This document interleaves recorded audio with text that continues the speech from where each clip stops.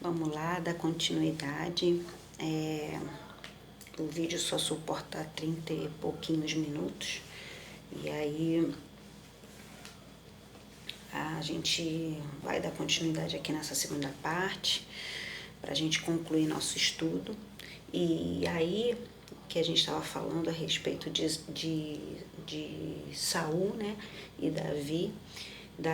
Saul, ele passou a ser inimigo de Davi todos os dias da sua vida, porque ele tinha inveja de Davi, inveja de que Davi tinha o Espírito Santo com ele, tinha o Senhor Jesus com ele. Ele fala, né, e viu e notou que o Senhor era com Davi. Então, muitas vezes as pessoas vão nos perseguir por isso, porque elas veem que o Espírito Santo, que o Senhor Jesus, ele está conosco. E isso suscita inveja, ira nas pessoas, né?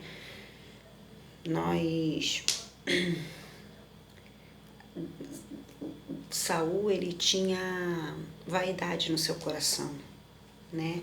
E quando a gente quer algo só pra gente, isso desperta inveja, medo, ira, porque o trono não era de Saul, né? Como eu já falei, ele estava rei, ele não era rei, porque foi o próprio Senhor que escolheu ele para estar ali. E ele poderia tirar a hora que ele quisesse, mas Saul queria o trono para si, não para a glória de Deus, mas para si. Ele tinha vaidade dentro de si. Quantas vezes nós não vemos isso? As pessoas não motivam, não incentivam, não ensinam, com medo de perderem seus cargos, seus postos, quando isso não deveria acontecer, porque nós não somos, nós estamos naquele momento, naquela situação, naquele posto, naquele cargo. E quando eu vejo um homem ou uma mulher ser levantado por Deus, eu vejo o reino de Deus se fortalecendo, o reino de Deus se propagando, eu vejo o reino de Deus criando espaço, né, se estabelecendo, se fortificando na terra. E isso é muito importante, porque nós precisamos de trabalhadores, nós precisamos de ceifeiros, e não deveria ser assim no nosso meio. Então, que hoje eu e você venhamos a ser aqueles que agregam, aqueles que abraçam, aqueles que falam, vai, esse é teu chamado, e vai com medo mesmo, né? Como diz algumas pessoas, que nós sejamos esses que abraçam e expandem o reino de Deus, né? Que não exige, que não haja inveja, que não haja temor de se perder algo que não é nosso, é do Senhor, foi Ele que nos deu, Ele que nos presenteou. E a gente vê, né, homens e mulheres que sofreram muito pelo amor de Cristo, pelo amor do Evangelho, pelo amor da palavra. Raabe se pôs em perigo quando quis ajudar, né? Ela poderia ser morta. Isaías, um profeta messiânico, que a sua carta aponta toda para Jesus, e ele pregou, né, a verdade de Cristo. Dizem os estudiosos que Isaías foi cerrado no meio. Também tem João, ele foi jogado numa caldeira de óleo quente, mas Deus o livrou e ele saiu ileso. E eles não contentes, João continuou pregando, e aqueles homens não contentes, porque ele era cheio do Espírito Santo e da verdade da palavra de Deus, jogaram João numa ilha, na ilha de Patmos, exilado, e ali João teve a revelação de Apocalipse.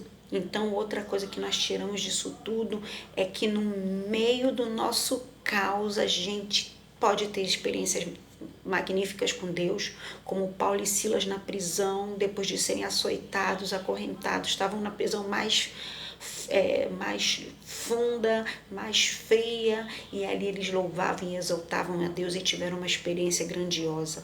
Então, que nós possamos, no meio do nosso caos, da nossa perseguição, da nossa luta, também tirar proveito desses momentos e ter experiências grandiosas e maravilhosas com o Senhor. Então, todos esses homens sofreram muitas perseguições, morreram. Pedro sofreu muitas prisões. Pedro, segundo o próprio Jesus apontou, né, dos evangelhos, que Pedro morreria crucificado. E segundo os estudiosos, Pedro morreu em Roma, crucificado.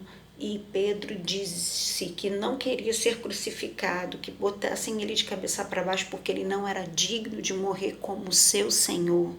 Mas ele aceitou a sua morte por amor do seu ministério, por o amor do que lhe foi confiado, ou lhe colocado nas mãos.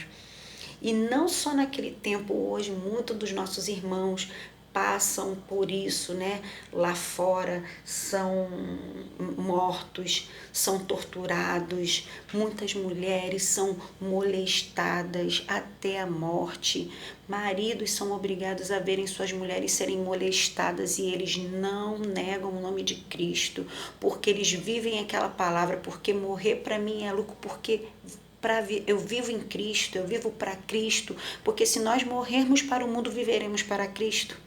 E eles de fato e de verdade vivem isso, porque eles sabem que eles não são dessa terra, eles sabem que tudo aqui é passageiro e momentâneo, mas que existe um céu de glória guardado para eles, onde não haverá dor, perseguição,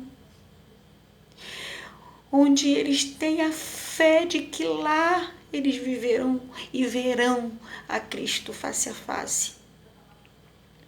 Olha como essas pessoas padecem pelo amor de Cristo. Olha o tamanho do preço que essas pessoas pagam pelo seu chamado. Nós aqui na América do Sul, né, no Brasil, na nossa América Latina, nós não éramos perseguidos, mas isso está mudando.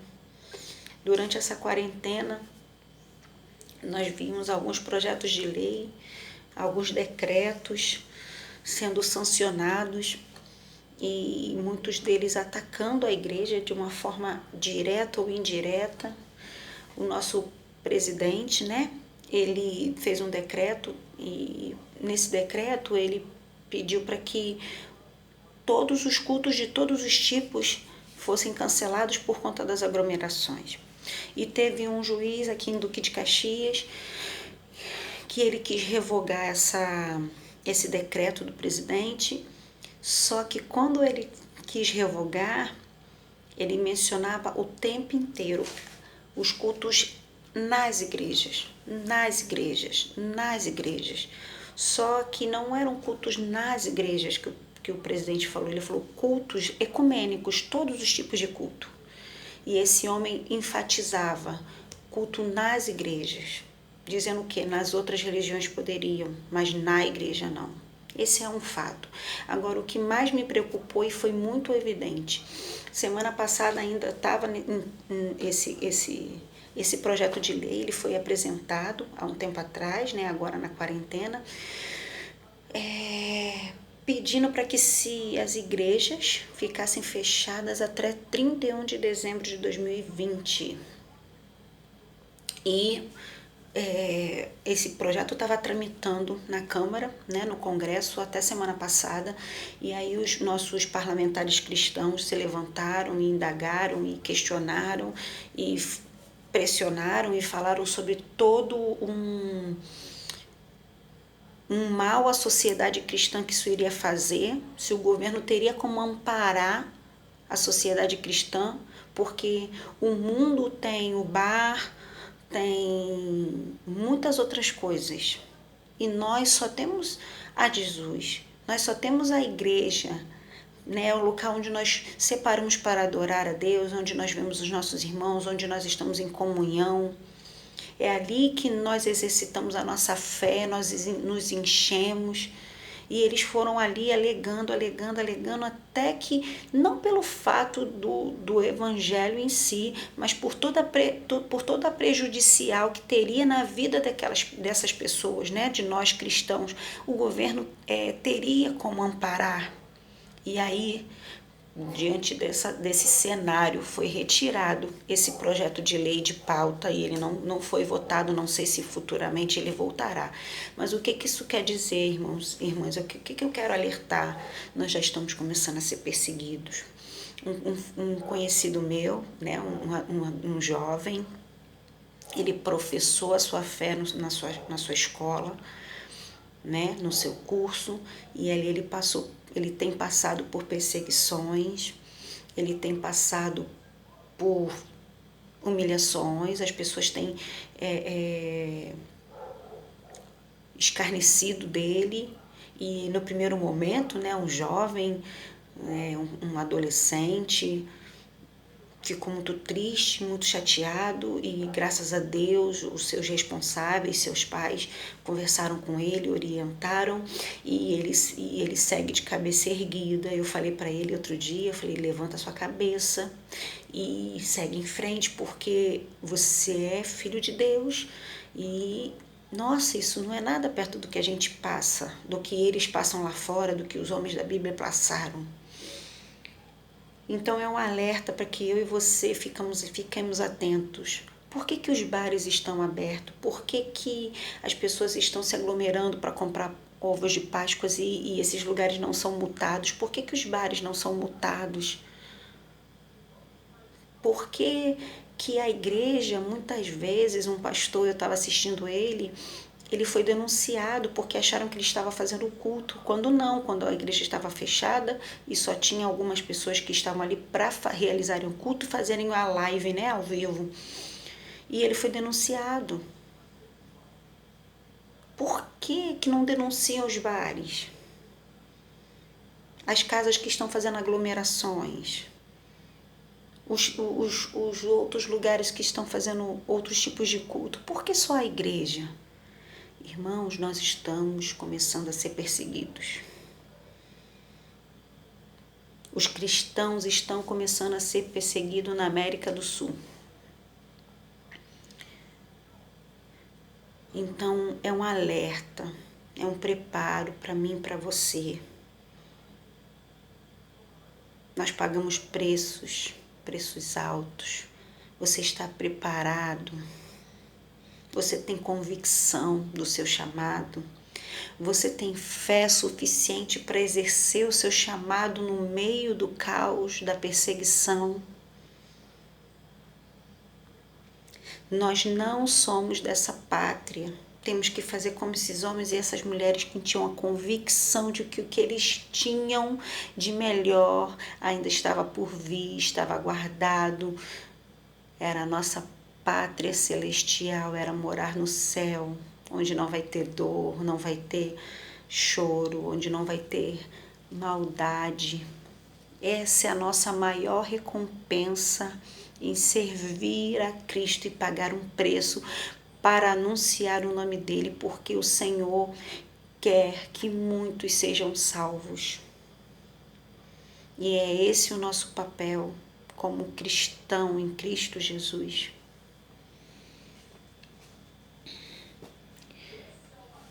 A palavra de Deus se cumprindo quando a igreja está sendo perseguida.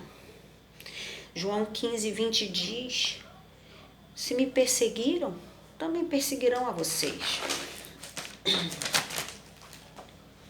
Lucas 22 diz que nós seríamos odiados, insultados, seríamos expulsos por causa do nome dele.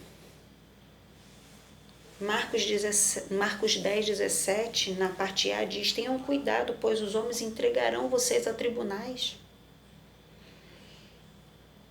É a hora de nos levantarmos sem medo, sem espírito de covardia e anunciar a verdade de Deus. E o que é a verdade de Deus? É a palavra do Senhor genuína, para que eles ouçam. Casa rebelde, para que eles ouçam. E aqueles que não querem ouvir, que nós falemos da mesma maneira. As igrejas, os templos estão fechados, mas nós estamos livres. E nós devemos nos levantar como voz profética nessa nação, nesse tempo. Nós estamos só no princípio das dores. E o Senhor está nos preparando. Se disponha, se deixe ser usado, pague o preço por aquilo que o Senhor está confiando nas suas mãos. Porque a palavra que eu tenho para você vai valer a pena. Por uma alma vale a pena.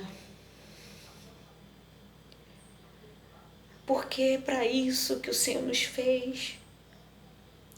Para exaltar e engrandecer o nome do Senhor, vale a pena pagar um preço. A palavra é coragem, é ânimo, porque a nossa pátria não é aqui, é no céu. E o Senhor fala lá em Filipenses 1,6, tendo por certo isso mesmo, que aquele que em vós começou a boa obra aperfeiçoará até o dia de Jesus Cristo. Ele vai te capacitar, Ele vai te aperfeiçoar. Na sua fraqueza, Ele aperfeiçoa o seu poder. Mas temos que dar liberdade para o Senhor fazer. E aí nós vamos para o tópico que fala que Deus, o Deus que procura e acha. Eu vou ler essa parte, eu gostei muito. Nos dias de hoje está escasso de homens voltados para o bem-estar e o crescimento da obra de Deus. Muitos se tornam amantes de si mesmo, enganando e se deixando ser enganado. Mas Deus está à procura de voluntários para a sua obra. Exemplo disso é a palavra de Deus. Eu achei a Davi, Salmo 89, 20. No meio de tantos, ele escolheu o menor da casa. Haja vista que o tempo tem sido proporcional para que, de fato, soubéssemos que foste chamado para o ministério ou não. És tu ainda, Daniel? Se você quiser abrir comigo, olha o que Deus fala acerca da vida de Daniel. Que coisa bonita. Daniel, ele lá atrás revelou sonhos, né? Ele revelou sonhos. Daniel revelou sonhos do rei. E aí Daniel estava lá quietinho, na dele. E aí aconteceu uma situação. Vamos lá, Daniel 5. Aconteceu uma situação e ninguém conseguia decifrar. E aí lembraram de Daniel, que Daniel tinha, né, lá atrás teria decifrado sonhos. Olha que lindo o que Deus fala a respeito de Daniel. Vamos ler do 5 até o 14? Vamos ler o 11 até o 14. Daniel 5, do 11 ao 14. Há no teu reino um homem que tem o espírito dos deuses santos nos dias do teu pai. Se achou nele luz, inteligência e sabedoria como sabedoria dos deuses. E teu pai, o rei Nabucodonosor, sim, teu pai, o rei, o constituiu chefe dos magos, dos astrólogos, dos caldeus e dos adivinhadores. Porquanto se achou neste Daniel um espírito excelente, a ciência e o entendimento, interpretando sonhos, explicando enigmas, resolvendo dúvidas, a qual o rei se pôs o nome de Beltesazar. Chame-se, pois, agora Daniel, e ele lhe dará a interpretação. Então Daniel foi introduzido à presença do rei. E falou o rei assim a Daniel: És tu, Daniel, dos cativos de Judá, que o rei, meu pai, trouxe de Judá?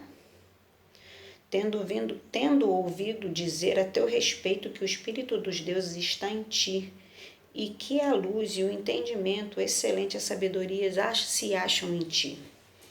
Daniel já estava um tempo sem aparecer na presença do rei.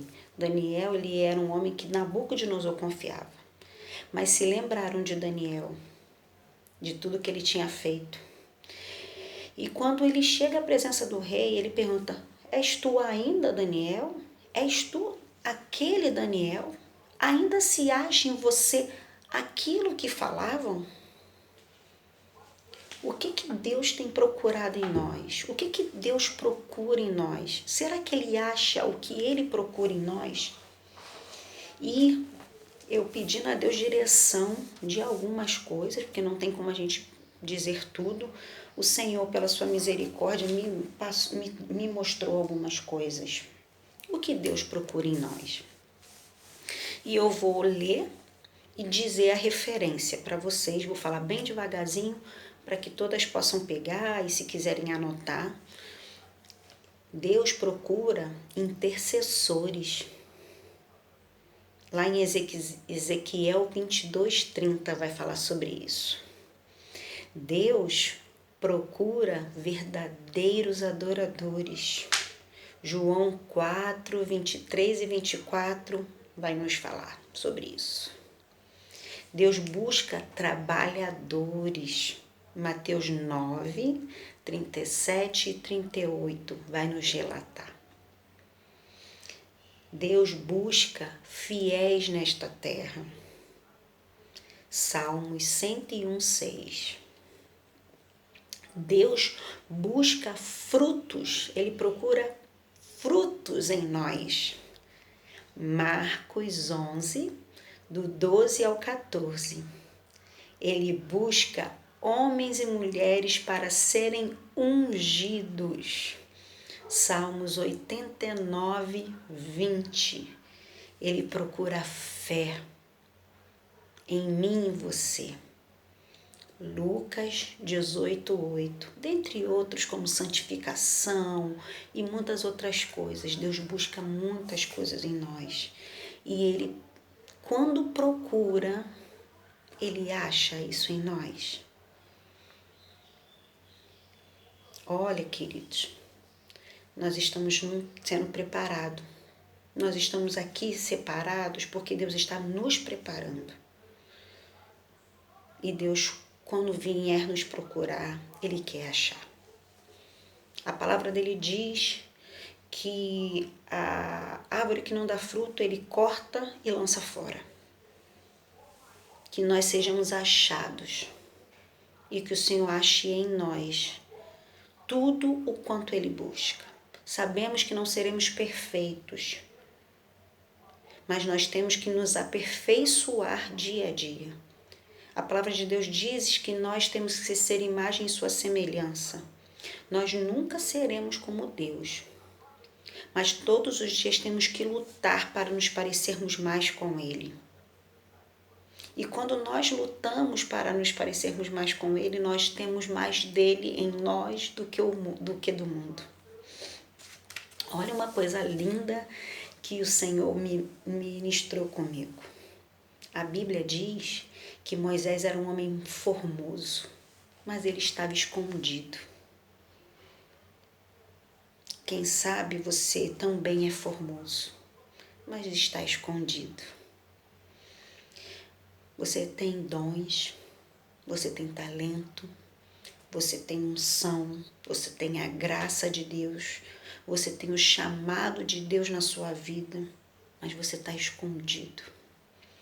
Mas que neste dia de hoje, Deus possa lhe encontrar disponível e você possa ser uma tocha nas mãos do Senhor, porque Deus procura a mim e a você para sermos o melhor desta terra. Ele nos escolheu para fazer parte do seu exército neste lugar, para proclamarmos uma bandeira que tem escrito o seu nome, nome que está acima de qualquer nome, de qualquer religião, de qualquer cultura, de qualquer cor. de qualquer raça, de qualquer intelecto. É um nome que está acima de todo nome. Olha o privilégio que nós temos. Se coloque disponível, porque o Senhor está procurando e Ele quer achar na minha e na sua vida. E aí, fala aqui na parte B, se Deus fosse nos procurar para o santo ministério dele, como ele nos acharia? Em posição de servos? Longe da sua casa? Vivendo uma vida a bel prazer, vivendo conforme eu acho melhor? Ou vivendo da maneira que Deus me impôs a viver? Me ensinou, me orientou a viver? Olha, isso é o que tem marcado essa aula para mim. Sejamos firmes e constantes na obra do Senhor. Que possamos estar pronto para a sua seara, porque poucos são os trabalhadores e Deus nos busca. Será que Ele vai achar quando Ele nos buscar? Queridos, é muito sério. É muito sério isso. Quando Deus nos procura, o que Ele vê em nós? Porque nós falarmos, Senhor, acha em mim um verdadeiro adorador. Ele vai procurar. Mas você tem se feito um verdadeiro adorador? Você tem se feito um servo do Senhor? Você tem se feito fiel a Deus? Deus vai te procurar. E Ele vai te achar. Em nome de Jesus, você e eu vamos preencher os requisitos do Senhor.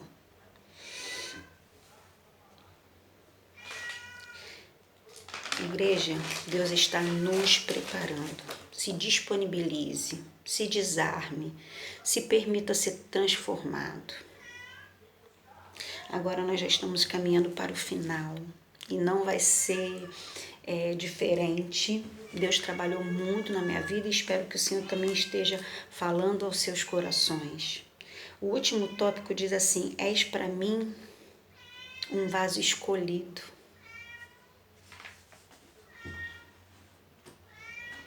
Tem duas coisas que nós precisamos falar nesse tópico. Duas coisas que precisam ser ditas e esclarecidas aqui nesse tópico. Jesus nunca erra nas suas escolhas. Nunca erra nas suas escolhas. Talvez nós nos corrompemos ao longo da caminhada. E aí é com a gente. Assim como Deus escolheu a Saul. E Saul se corrompeu na caminhada. Mas Deus não errou na sua escolha. Foi Saul que decidiu traçar um outro caminho. Então tenha na sua mente que Deus não erra nas suas escolhas. Deus é perfeito, soberano, onisciente. Ele sabe quem Ele escolhe. Ele sabe por que escolhe.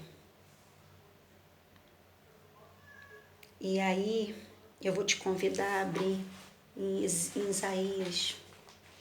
Eu ouvi uma palavra na consagração a respeito disso e buscando vi que existem muitos lugares que falam sobre isso e separei alguns. Se você abrir em Isaías 29, 16, você vai ler assim, ó. Vós tudo perverteis, como se o olheiro fosse ao barro, e a obra dissesse ao seu artífice, não me fez. E o vaso formando disse ao seu próprio olheiro, nada sabe. Vamos lá no 45. É que eu tenho uma outra versão no meu celular, que ela é mais clara, né? Mas vamos lá. Olha, 45, Isaías 45:9 diz: Ai daquele que contende com seu Criador, caco entre outros cacos de barro. Porventura dirá o barro a quem o formou o que fazer? Ou a tua obra não tem mãos? Quem somos nós para contendermos com o Senhor? Dizer que é assim ou assado, ou não tá bom assim, tá bom assado, mas não, fulano não. Deus se manifesta no brisa, Deus se manifesta no fogo, Deus se manifesta no silêncio, Deus se manifesta na multidão, no pouco. Ele é soberano. Deus às vezes usa uma mula. Por que Ele não usaria eu e você? Que o Senhor venha abrir os nossos olhos espirituais e que nós venhamos a sentir o toque do Senhor. Que nós tenhamos sensibilidades de olhar para o nosso irmão, que talvez aparentemente, aos nossos olhos, seja fraquinho. Mas se você abrir os seus olhos espirituais, você vai ver o quanto ele foi escolhido por Deus, assim como você. Deus usa cada um da sua maneira. Deus precisa de pessoas diferentes, vasos diferentes, para momentos diferentes. Há momentos que Deus vai precisar de um vaso forte, robusto, porque aquele momento é de luta, é de guerra. E aquela pessoa, ela tem na sua natureza a imponência. E Deus vai usá-la. Porque é um momento de luta. Vai ter momentos que é uma brisa. E aí a brisa não combina com o trovão. E Deus vai precisar de uma brisa para falar comigo e com você. Aí tem momentos que precisamos de fogo para sermos incendiados. E Deus vai usar aqueles que se manifestam com fogo. Ele é soberano. E nós não podemos questionar as suas vontades, as suas escolhas, porque Ele sabe. Porque aos nossos olhos, nenhum de nós somos bons. Mas Deus vê aonde nós não vemos. Deus sabe muito mais a nosso respeito do que nós mesmos sabemos. Ele conhece o nosso interior, o que se passa dentro de nós. Ele conhece a nossa capacidade que muitas vezes não conhecemos. Eu olho para mim e eu falo, eu não conseguiria dar aula. Eu nunca me imaginei dando aula. Mas o Senhor sabia. E eu tenho que acreditar naquilo